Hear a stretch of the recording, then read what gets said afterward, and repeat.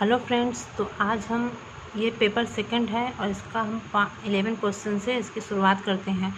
तो 11 क्वेश्चन देखिए क्या कह रहा है। अकॉर्डिंग टू जीन पियाजे children in formal operational stage.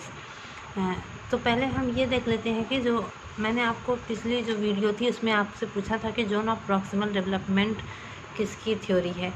तो जोन ऑफ प्रॉक्सिमल डेवलपमेंट जो है वो किसने दिया था, वाइगोस्की ने दिया था।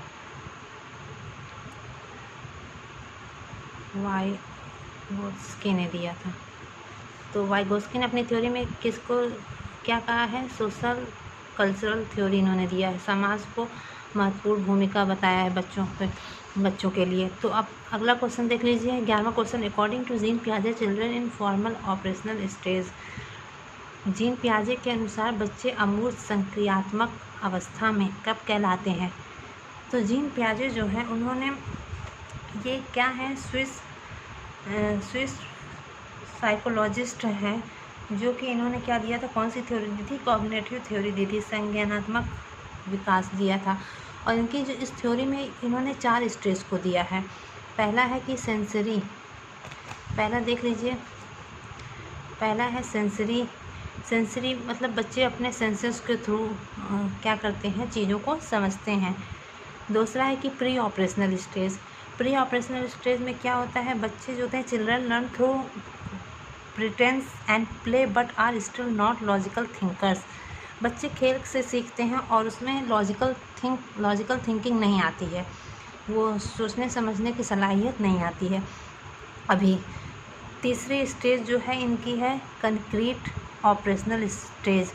तो कंक्रीट ऑपरेशनल स्टेज में क्या होता है, बच्चे क्या होते हैं, लॉजिकली सोचने लगते हैं बट देयर थिंकिंग में भी वेरी रिजिड, लेकिन इनकी जो थिंकिंग होती है बहुत ही रिजिड होती है, कठोर होती है। They tend to struggle with abstract and hypothetical concept. At this point children also become less centred on themselves and begin to think about how other people might think and feel. They also start exploring and wondering now. तो इनमें थोड़ा concrete operational stage जो होती है इसमें logical thinking थोड़ा develop होने लगती है बच्चों में, लेकिन वो पूरी तरीके से नहीं सोच पाते हैं और वो चीज़ों को क्या करते हैं, सर्च करने लगते हैं, एक्सप्लोर करते हैं, खोजते हैं कि वो क्या करें, लॉजिकल थिंकिंग अपनी बढ़ाते हैं, उसको और बेहतर करते हैं। चौथा इन्होंने दिया है फॉर्मल ऑपरेशनल स्टेज। ये जो स्टेज है फाइनल स्टेज है। This stage of development involve and increase in logic. इसमें फॉर्मल ऑपरेशनल स्टेज में क्या होता है, जो लॉजिक है वो बहुत ज़्यादा इंक्रीज हो जाता है, बच्चे अपने लॉजिक सोचने लगते हैं, दिमाग लगाने लगते हैं। The ability to use deductive reasoning and an understanding of abstract ideas. तो उनके दिमाग में एब्स्ट्रैक्ट अमूर्त चिंतन आने लगते हैं, जिससे वो क्या करते हैं, लॉजिकली सोचते हैं।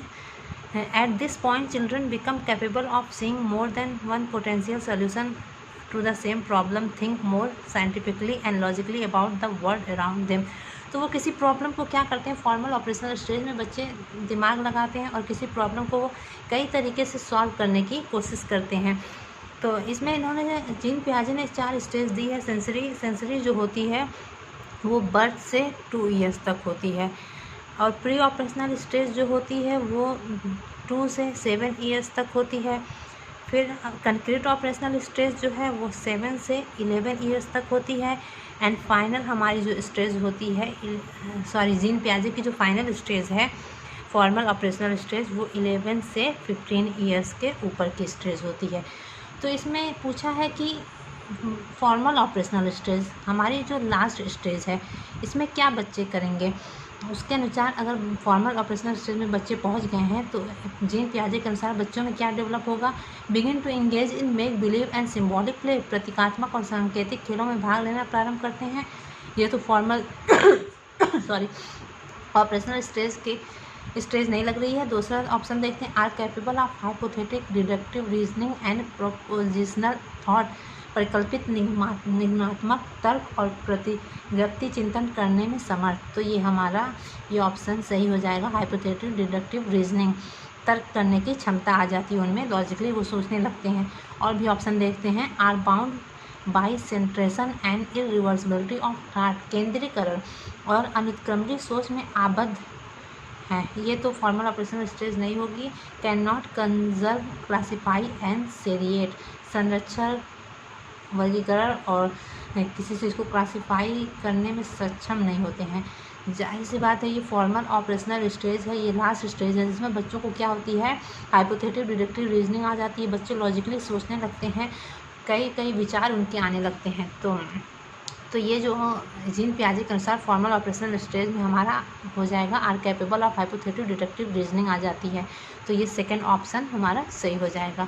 अगला क्वेश्चन देख लीजिए, question number 12, which of the following is a correctly matched pair of type of intelligence and end state performance possibilities as per Howard Gardner's theory of multiple intelligences. Howard Gardner के बहुबुद्धि सिद्धांत के अनुसार निम्नलिखित में से कौन सा जोड़ा बुद्धि के प्रकार और अंत स्थिति के अनुपालन संभावना के अनुसार सही है। यहाँ पे पेयर बना के आप लोग को दिया हुआ है और उस पेयर में से आपको बताना है कि हावर्ड गार्डनर ने जो अपनी इंटेलिजेंस थ्योरी जो दी है उसमें उन्होंने 8 प्रकार की बुद्धि को बताया है, उसमें से कौन सा पेयर जो है वहाँ सही दिया है।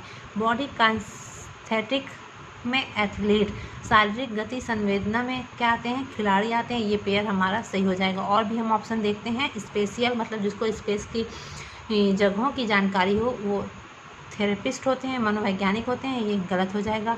इंट्रापर्सनल सेल्स पर्सन, इंट्रापर्सनल मतलब दूसरों को मतलब समझने की जो सलाहियत होती है, तो ये भी ऑप्शन गलत हो जाएगा। लिंग्विस्टिक स्कल्प्टर, मूर्तिकार, भाषिक जिसमें भाषा की अच्छी पकड़ हो वो मूर्तिकार होते हैं, ये भी ऑप्शन गलत हो जाएगा। तो ये जो पेयर है बॉडी काइनेस्थेटिक एंड एथलीट, पहला ऑप्शन हमारा सही हो जाएगा। अब अगला क्वेश्चन देख लीजिए, अकॉर्डिंग टू लेव वाइगोस्की के अनुसार maturation of schemas leads to cognitive development in children. Schema के परिपक्वन में बच्चों के संज्ञानात्मक विकास अग्रसर होता है।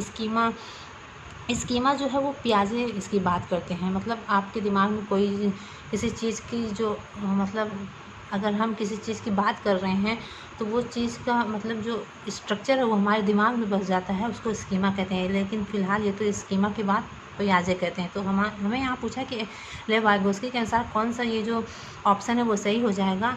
दूसरा ऑप्शन देखिए, language plays an important role in cognitive development of children. बच्चों में संज्ञानात्मक विकास में भाषा एक महत्वपूर्ण भूमिका है। ऑप्शन ये बिल्कुल सही लग रहा है। और भी ऑप्शन देख लेते हैं, चेक कर लेते हैं। Children learn language through a language acquisition device, बच्चे भाषा अधिग्रहण यंत्र द्वारा भाषा सीखते हैं। Children cognitive development occurs in stage, बच्चों में संज्ञानात्मक विकास चरणों में होता है। तो यहाँ हो जाएगा language play an important role in cognitive development of children, बच्चों में संज्ञानात्मक विकास में भाषा एक महत्वपूर्ण भूमिका निभाती है। ये भाषा पे जोर देते हैं। इनकी जो थ्योरी है वो SCL social cultural and language की बात करते हैं। ये कहते हैं कि बच्चे जो होते हैं वो समाज के थ्रू क्या करते हैं, सीखते हैं। अगला क्वेश्चन देख लीजिए, question number 14, in a progressive classroom assessment of learners during the process of teaching learning.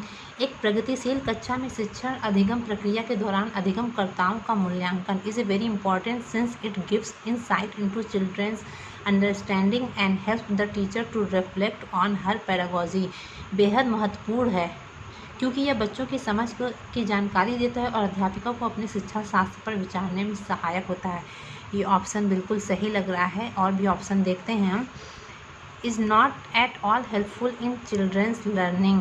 Progressive classroom में कह रहा है कि असेसमेंट ऑफ लर्नर, जो असेसमेंट है, मूल्यांकन है, वो हेल्पफुल नहीं करता है चिल्ड्रन की लर्निंग में, ये बात गलत हो जाएगी। तीसरा ऑप्शन देखिए, creates a hindrance in process of children's learning, बच्चों की अधिगम प्रक्रिया में रुकावट उत्पन्न करता है। रुकावट कैसे होगा, ये भी ऑप्शन गलत हो जाएगा यहाँ पे। चौथा ऑप्शन देखिए, is helpful in identifying high low and non achievers for the purpose of giving feedback to the parents. अभिभावकों को प्रतिपुष्टि देने के प्रयोजन से बेहद सफल, कम सफल व असफल